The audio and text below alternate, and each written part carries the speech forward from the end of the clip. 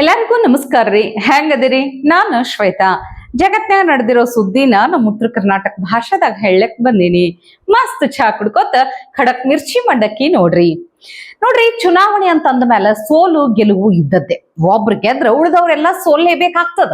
ಆದ್ರ ಈ ಸಲ 5 ರಾಜ್ಯಗಳ ವಿಧಾನಸಭಾ ಚುನಾವಣೆ ಫಲಿತಾಂಶ ಐತಲ್ಲ, ಎಂಥೆಂಥ ಆಶ್ಚರ್ಯಕರ ಸೋಲು ಗೆಲುವುಗಳಿಗೆ ಸಾಕ್ಷಿಯಾಗ್ಯದಂದ್ರ ಒಂದೊಂದನು ನೋಡಿದಾಗ ಬಹಳ ಆಶ್ಚರ್ಯ ಅನಿಸ್ತದೆ. MK ಸ್ಟಾಲಿನ್ ಅವರನ್ನ ತಗೊಳ್ರಿ.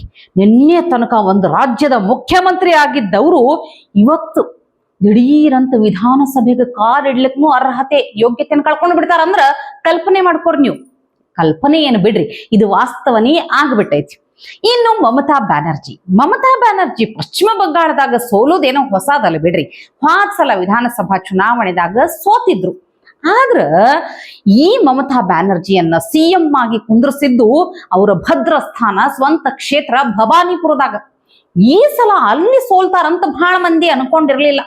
ಆದ್ರೂ ಅಚ್ಚರಿಯಂಗ BJP ನಾಯಕ ಸುವೇಂದು ಅಧಿಕಾರಿ ಮಮತಾ ಬ್ಯಾನರ್ಜಿ ಅವನ್ನ ಸೋಲಿಸೇ ಬಿಟ್ರು.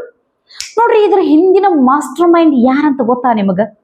ಯಾರಪ್ಪ ಅಷ್ಟು ಆತ್ಮವಿಶ್ವಾಸದಲ್ಲಿದ್ದವರು? ಯಾರಿಗೆ ಈ ಪಕ್ಕಾ ಲೆಕ್ಕಾಚಾರ ಗೊತ್ತಿತ್ತು ಅಂತ ಹೇಳ್ರಿ ನೋಡೋಣ. शुभेंदुदा हमारे नंदीग्राम से लड़ना चाहते थे। मैंने शुभेंदुदा को कहा था कि सिर्फ नंदीग्राम नहीं, ममता के घर में जाकर उसको हराना है। ಹೌದು, ಸುವೇಂದು ಅಧಿಕಾರಿ ಹೋದ ಸಲ ನಂದಿಗ್ರಾಮದಿಂದ ಸ್ಪರ್ಧೆ ಮಾಡಿ ಗೆದ್ದಿದ್ರು. ಈ ಸಲನೂ ಅಲ್ಲಿಂದೇ ನಿಂದಿರ್ಬೇಕಂದಿದ್ರು. ಆದ್ರ ಮೋಟಾ ಭಾಯಿ ಅಮಿತ್ ಶಾ ಕೇಳ್ಬೇಕಲ್ಲ, ಭವಾನಿಪುರದಿಂದ ಸ್ಪರ್ಧೆ ಮಾಡ್ಬೇಕು, ಮಮತಾ ದೀದಿಯನ್ನ ಸೋಲಿಸ್ಬೇಕು ಅಂದ್ರ ಅವ್ರದ್ದು ಸ್ವಂತ ಕ್ಷೇತ್ರ ಭದ್ರಕೋಟೆ ಅಂತ ಏನ್ ಅನ್ಕೊಂಡಿದ್ರು. ಎದರ ಬದರ ಅಲ್ಲಿ ನಿಂತು ಎದುರಿಸಿ ಗೆಲ್ಲಬೇಕು ಅಂತ ಲೆಕ್ಕಾಚಾರ ಹಾಕಿದ್ರು ಅಮಿತ್ ಶಾ. ಅದೇ ಖರೇನೇ ಆಯ್ತು ನೋಡ್ರಪ್ಪ. ಅದಕ್ಕೆ ಇವ್ರನ್ನ ಚಾಣಕ್ಯ ಅಂತ ಕರೆಯೋದು. ಇನ್ನು ಮತ್ತೊಬ್ಬ ಅಭ್ಯರ್ಥಿ ಗೆದ್ದು ಬಂದಿದ್ದು ಬಹಳ ಆಶ್ಚರ್ಯ ಅನಿಸ್ತದ, ವಿಚಿತ್ರ ಅನಿಸ್ತದ. ಮನಿಗ್ ಹೋಗಿ ಕೆಲಸ ಮಾಡೋರು, ಭಾಂಡೆ ಬಟ್ಟಿ ಒಗ್ಯಾಣ ಕಸ ಪರಿಶಿ ಅಂತೀವಲ್ಲ ನಾವು, ಹಿಂಗ ಮನಿ ಕೆಲಸ ಮಾಡ್ಕೊಂತ ಹೆಚ್ಚಂದ್ರ ಒಂದ್ 4-5 ಸಾವಿರ ರೂಪಾಯಿ ಗಳಿಸಬಹುದೇನೋ ಮನಿ ಕೆಲಸ ಮಾಡಿ. ಇವರು ಈಗ ಈ ಶಾಸಕಿ ಗೆದ್ದು ಬಂದಾರ. ಇವ್ರ ಹೆಸರು ಕಲಿತಾ ಮಾಝಿ ಅಂತ ಹೇಳಿ ಪಶ್ಚಿಮ ಬಂಗಾಳದಾಗ BJP ಅಭ್ಯರ್ಥಿಯಾಗಿ ಸ್ಪರ್ಧೆ ಮಾಡಿದವರು ಇವರು.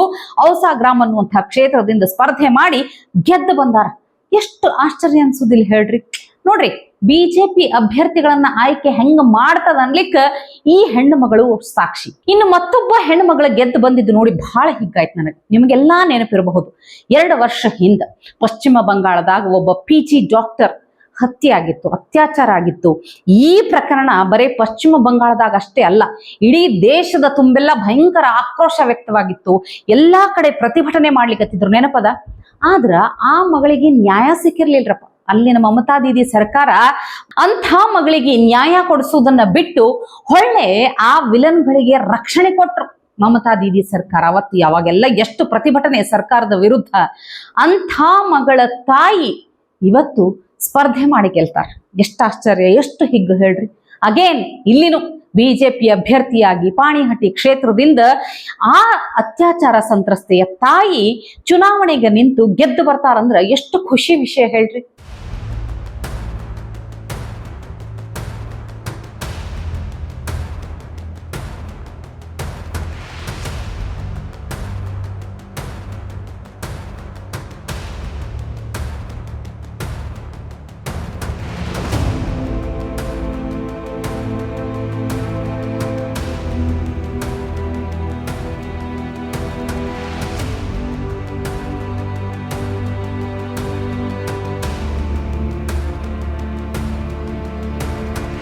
ತನ್ನ ಮಗಳ ಸಲುವಾಗಿ ಅಷ್ಟೇ ಅಲ್ಲ, ಇಡೀ ಪಶ್ಚಿಮ ಬಂಗಾಳದಾಗ ಹೆಣ್ಣು ಮಕ್ಕಳ ರಕ್ಷಣೆ ಸಲುವಾಗಿ ನಾ ಹೋರಾಟ ಮಾಡ್ತೀನಿ ಅಂತ ಹೇಳಿ ಒಂದು ಒಳ್ಳೆ ಉದ್ದೇಶ ಇಟ್ಕೊಂಡು ಚುನಾವಣೆಗೆ ನಿಂತು ಗೆದ್ದು ಬಂದ್ರಲ್ಲ ರತ್ನ ದೇಬನಾಥ್, ಒಂದು ಚಪ್ಪಾಳೆ ಹೊಡಿಬೇಕು. ಇಂಥವ್ರನ್ನು BJP ಅಭ್ಯರ್ಥಿಯನ್ನಾಗಿ ನಿಲ್ಲಿಸಿ ಅವರನ್ನ ಗೆಲ್ಲಿಸ್ತದಂದ್ರ ತಿಳ್ಕೊಂಡು ಬಿಡ್ರಿ ನೀವು ಹೆಂಗದ ಅನ್ನೋಂಥದ್ದು. ಇದ್ರ ಸಲುವಾಗಿ ಹೇಳೋದು, ಪಶ್ಚಿಮ ಬಂಗಾಳದಾಗ ಐತಿಹಾಸಿಕ ಕ್ರಾಂತಿ, ಐತಿಹಾಸಿಕ ಗೆಲುವು ಯಾಕಾಯ್ತು ಅನ್ಲಿಕ್ಕ ಇಂಥ ಹೆಣ್ಣು ಮಕ್ಕಳೇ ಸಾಕ್ಷಿ ಅಂತ ಹೇಳ್ತೀನಿ.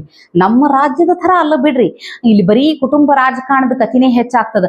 ಆದ್ರ BJP ಎಂಥೆಂಥ ಅಭ್ಯರ್ಥಿಗಳನ್ನ ನಿಲ್ಲಿಸಿ ಶಾಸಕಿಯಾಗಿ ಗೆಲ್ಲಿಸಿತು ಅನ್ನೋದು ಬಹಳ ಹೆಮ್ಮೆಯ ವಿಚಾರ.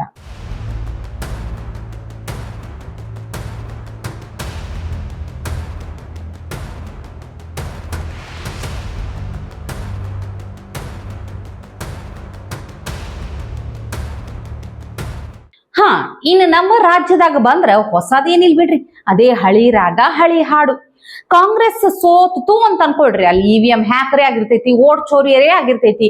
ಕಾಂಗ್ರೆಸ್ ಗೆದ್ರಷ್ಟೇ ಎಲ್ಲಾ ಸರಿಯಾಗಿರ್ತದ. ಕೇಳ್ರಿ, CM ಸಿದ್ದರಾಮಯ್ಯನವ್ರೆ ಹೇಳಲಿಕ್ಕತ್ತಾರ, ನೋಡ್ರಿ ಹೆಂಗದ ಇಲ್ಲಿ ಓಟ್ ಚೋರಿ ಆಗ್ಯದಂತ. ನಮ್ಮ ಶೃಂಗೇರಿ MLA ರಾಜೇಗೌಡ ಅವ್ರದ್ದು ಕೋರ್ಟ್ನ ಆದೇಶದ ಮೇಲೆ ಪೋಸ್ಟಲ್ ಬ್ಯಾಲೆಟ್ ಪೇಪರ್ಗಳು ಮರು ಎಣಿಕೆ ಆಯಿತು. ಮರು ಎಣಿಕೆಯಲ್ಲಿ 690 ಮತಗಳು ಲಭಿಸಿವೆ. 2 ಮತಗಳು ಮಾತ್ರ ಕಡಿಮೆ ಆಗಿದ್ದಾವೆ. ಜೀವರಾಜ್ಗೆ ಬಿದ್ದಿರ್ತಕ್ಕಂಥ ಮತಗಳು 2.